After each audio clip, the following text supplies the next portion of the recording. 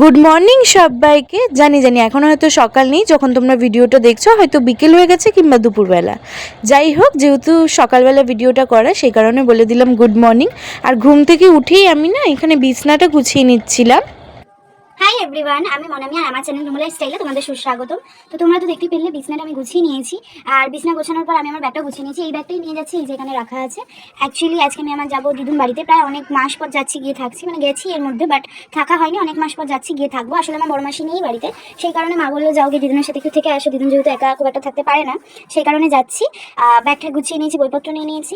তো এরপরে যে কটা ব্লগ আসবে তো তোমরা দেখতে পাবে আমার দিদুন বাড়িকে। আমি ভালোভাবে দেখাবো তোমাদেরকে, অনেক ভিডিও শেয়ার করবো।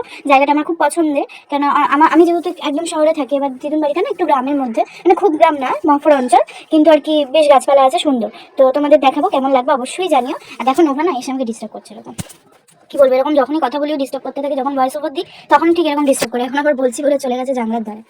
তোমাদের সাথে গল্প করে নেওয়ার পর আমি এখানে রেডি হয়ে গেছি স্নান করে। আর আমি খুব একটা সিম্পল একটা কুর্তি পরেছিলাম, যেটা আমার মায়ের। যাই হোক, তারপর রেডি হয়ে নিয়েছি। আর রেডি হওয়ার পর দেখলাম আবার রোহিত চলে এসছে আমাকে নিতে, কেননা ওই গিয়ে দিদুন বাড়ি ছেড়ে আসবে, যেহেতু ব্যাগটা বেশ ভারী হয়েছিল আর কিছু খাওয়ারও নিয়ে যাওয়া ছিল, সেই কারণে আর অটো টোটো করে যাইনি। আর দেখো নোভা কি সুন্দর ওর কাছে আদর কাছে, ও না এরমভাবে মাথা নিচু করেই আদর খায়। আর এইখানে আমি বলছিলাম যে আমি যে এতদিন পর যাচ্ছি, মানে দেখা হবে না 2-3 দিন, তো কেমন কি লাগবে না লাগবে। ও বলছে খুব ভালো লাগবে, অল দ্য বেস্ট, মানে জানি না কেন অল দ্য বেস্ট বলেছিল। আর তারপরে ও বললো, মানে এই যে এখানে এসছি, এটা খুব দিদুন বাড়ির কাছের একটা জায়গা, তো এখানে চলে এসেছিলাম। তখন ও বললো যে চলো আগে হাই রোড থেকে একটু চাটা খেয়ে আসি, তারপরে গিয়ে তোমাকে ছেড়ে আসবো।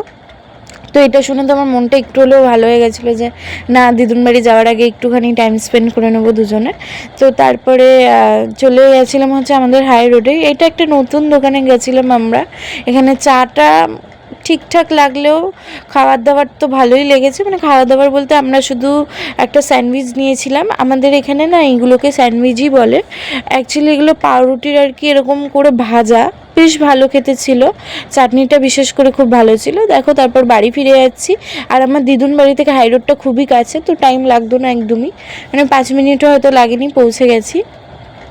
তো এখানে যাচ্ছি। আর পরের পার্টের জন্য অবশ্যই অপেক্ষা করো, নেক্সট পার্টে আসে দিদুন বাড়িতে কী করলাম না করলাম। টাটা।